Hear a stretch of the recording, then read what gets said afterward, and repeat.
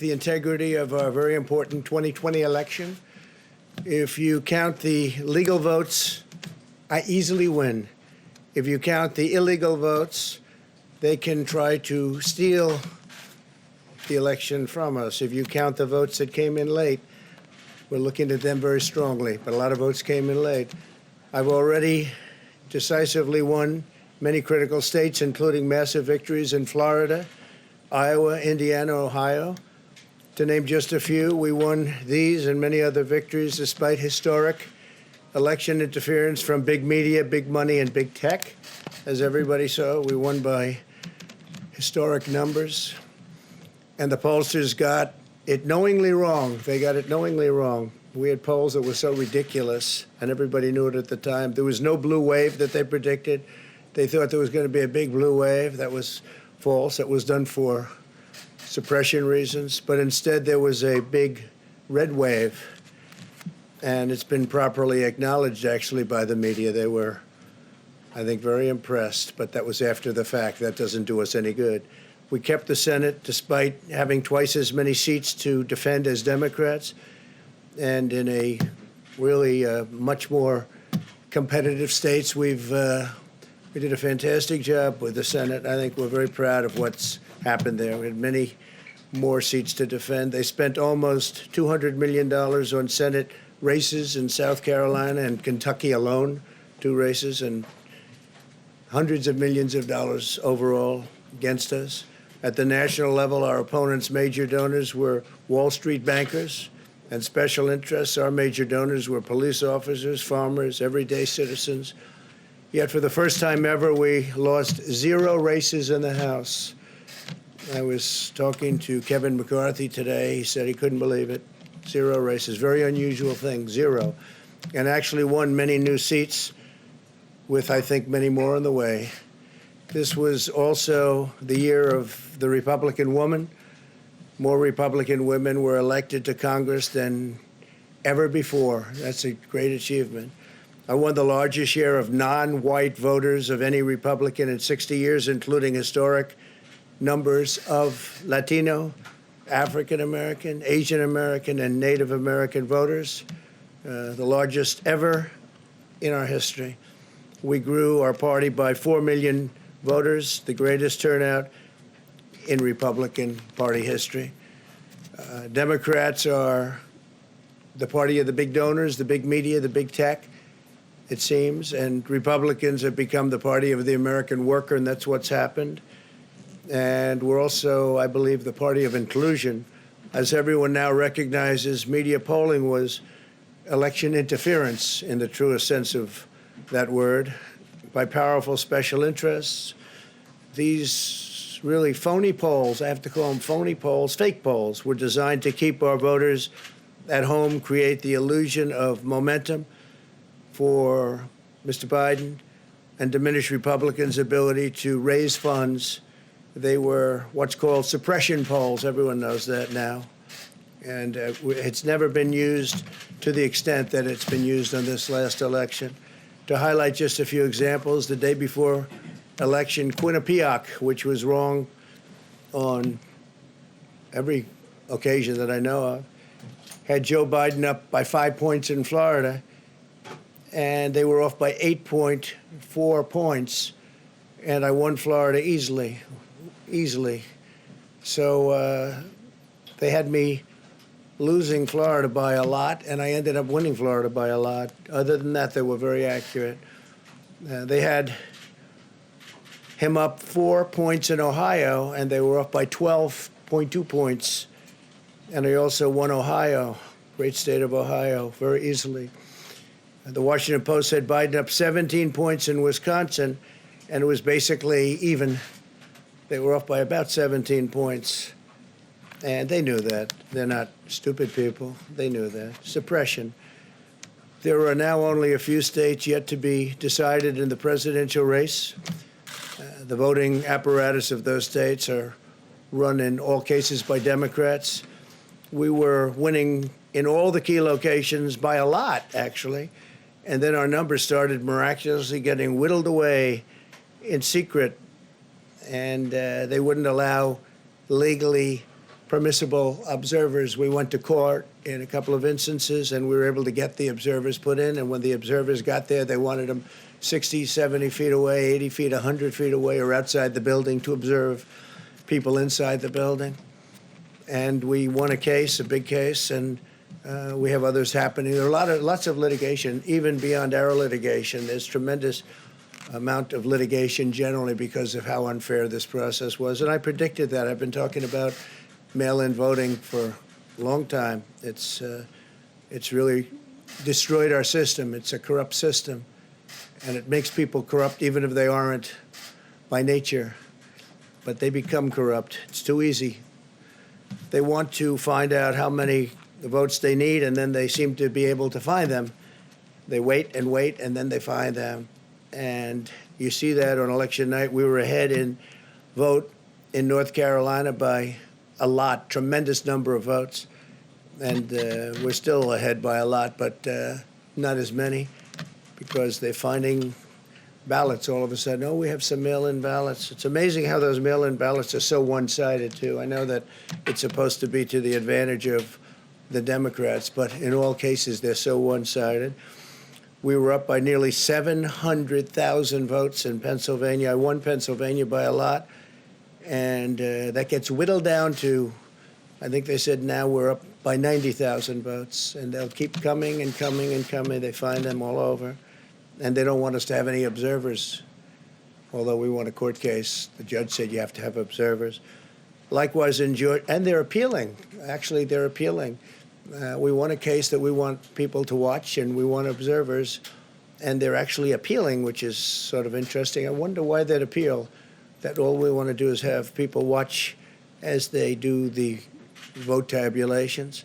Likewise in Georgia, I won by a lot, with a lead of over getting close to 300,000 votes on election night in Georgia. And by the way, got whittled down, and now it's getting to be to a point where I'll go from winning by a lot to perhaps being even down a little bit. In Georgia, a pipe burst in a faraway location, totally unrelated to the location of what was happening, and they stopped counting for 4 hours, and a lot of things happened. The election apparatus in Georgia is run by Democrats. We also had margins of 300,000 in Michigan. We're way up in Michigan, won the state. And in Wisconsin, we did likewise fantastically well. And that got whittled down. In every case, they got whittled down. Today, we're on track to win Arizona. We only need to carry, I guess, 55% of the remaining vote, 55% margins. And that's a margin that we've significantly exceeded. So we'll see what happens with that. But we're on track to do okay in Arizona. Our goal is to defend the integrity of the election. We'll not allow the corruption to steal such an important election, or any election for that matter. And we can't allow anybody to silence our voters and manufacture results. I've been doing a lot of public things for a long time. I've never had anything that's been as inspirational, by people calling, talking, sending things to us. I've never seen such love and such affection and such spirit as I've seen for this. People know what's happening, and they see what's happening, and it's before their eyes. And there are many instances which will be reported very shortly. There's tremendous litigation going on, and this is a case where they're trying to steal an election. They're trying to rig an election, and we can't let that happen. Detroit and Philadelphia, known as two of the most corrupt political places anywhere in our country, easily cannot be responsible for engineering the outcome of a presidential race, a very important presidential race. In Pennsylvania, Democrats have gone to the state Supreme Court to try and ban our election observers, and very strongly. Now, we won the case, but they're going forward. They don't want anybody in there. They don't want anybody watching them as they count the ballots. And I can't imagine why. There's absolutely no legitimate reason why they would not want to have people watching this process, because if it's straight, they should be proud of it. Instead, they're trying, obviously, to commit fraud. There's no question about that. In Philadelphia, observers have been kept far away, very far away, so far that people are using binoculars to try and see, and there's been tremendous problems caused. They put paper on all of the windows so you can't see in, and the people that are banned are very unhappy and become somewhat violent. The 11th Circuit ruled that in Georgia, the votes have been in by Election Day, that they should be in by Election Day, and they weren't. Votes are coming in after Election Day. And they had a ruling already that you have to have the votes in by Election Day. To the best of my knowledge, votes should be in by Election Day. And they didn't do that. Democrat officials never believed they could win this election honestly. I really believe that. That's why they did the mail-in ballots, where there's tremendous corruption and fraud going on. That's why they mailed out tens of millions of unsolicited ballots without any verification measures whatsoever. And I've told everybody that these things would happen because I've seen it happen. I watched a lot of different elections before they decided to go with this big, massive election with tens of millions of ballots going out to everybody, in many cases totally unsolicited. This was unprecedented in American history. This was by design, despite years of claiming to care about the election security. They refused to include any requirement to verify signatures, identities, or even determine whether they're eligible or ineligible to vote. People are walking in there. They have no idea. They're just taking numbers. They're writing down things, the workers, and doing a lot of bad things. And we have a lot of information coming and litigation that you'll see that will shake even you people up. And you've seen it all. The officials overseeing the counting in Pennsylvania and other key states are all part of a corrupt Democrat machine that you've written about, and for a long time you've been writing about the corrupt Democrat machine. I went to school there, and I know a lot about it. It hasn't changed. It's a long time ago, and hasn't changed. It's gotten worse. In Pennsylvania, partisan Democrats have allowed ballots in the state to be received 3 days after the election, and we think much more than that. And they're counting those without even postmarks or any identification whatsoever. So you don't have postmarks, you don't have identification. There have been a number of disturbing irregularities across the nation. Our campaign has been denied access to observe any counting in Detroit.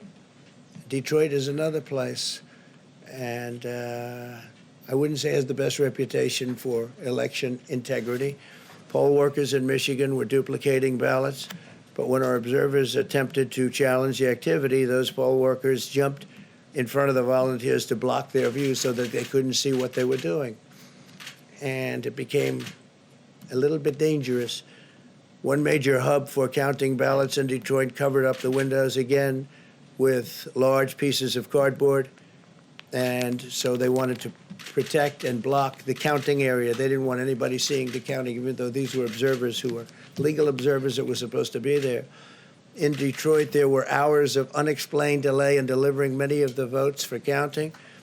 The final batch did not arrive until 4 in the morning, and even though the polls closed at 8 o'clock, so they brought it in, and the batches came in, and nobody knew where they came from. We've also been denied access to observe in critical places in Georgia. In multiple swing states, counting was halted for hours and hours on election night, with results withheld from major Democrat-run locations only to appear later. And they suddenly appeared, and they all had the name Biden on them, or just about all. I think almost all.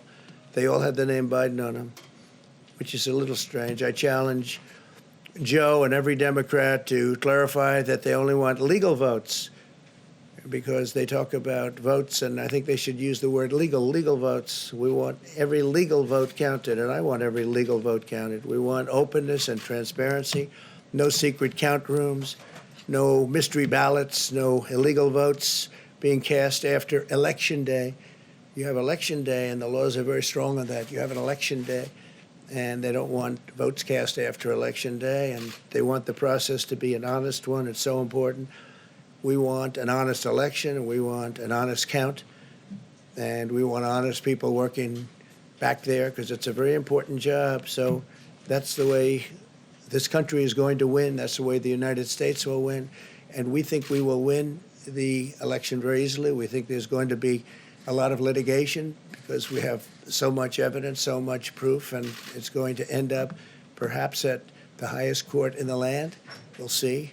But we think there'll be a lot of litigation because we can't have an election stolen like this. And I tell you, I have been talking about this for many months with all of you, and I've said very strongly that mail-in ballots are going to end up being a disaster. Small elections were a disaster. Small, very easy-to-handle elections were disastrous. This is a large-scale version, and it's getting worse and worse every day. We're hearing stories that are horror stories, absolute horror stories. And we can't let that happen to the United States of America. It's not a question of who wins, Republican, Democrat, Joe, myself. We can't let that happen to our country. We can't be disgraced by having something like this happen. So it will be hopefully cleared up, maybe soon, I hope soon, but it'll probably go through a process, a legal process. And as you know, I've claimed certain states, and he's claiming states, and we can both claim the states, but ultimately I have a feeling judges are going to have to rule. But there's been a lot of shenanigans, and we can't stand for that in our country. Thank you very much.